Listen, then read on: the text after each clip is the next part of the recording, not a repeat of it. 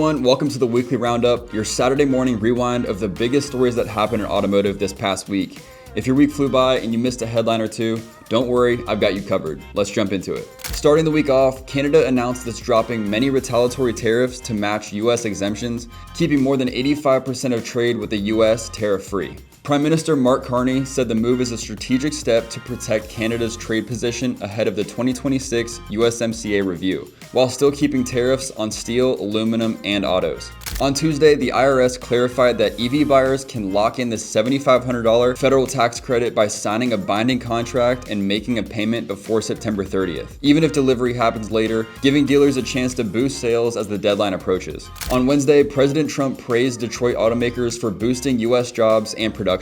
During a White House cabinet meeting, he highlighted tariffs and major investments, although experts say actual production gains are modest with long-term results yet to be seen. On Thursday, Toyota extended its global sales streak to 7 straight months in July. Strong demand in the US and China, led by trucks, SUVs, and hybrid models, drove the growth. Tariffs are weighing on profits, and competition from EV makers like BYD and Tesla continues to ramp up. And yesterday, the European Commission proposed dropping tariffs on US industrial goods in exchange for the US lowering duties on European cars from 27.5% to 15%, retroactive to August 1st. The deal still needs EU approval, but leaders say it could ease tensions and head off a trade war. While the EU makes bigger concessions, automakers stand to benefit, and the agreement leaves issues like digital taxes and steel tariffs unresolved. Coming up next week, we're bringing you more fresh insights from some of the sharpest minds in the auto industry. First up, Matt Van Dyke, president of Shift Digital and former CEO of Ford Direct, breaks down how VIN-specific images,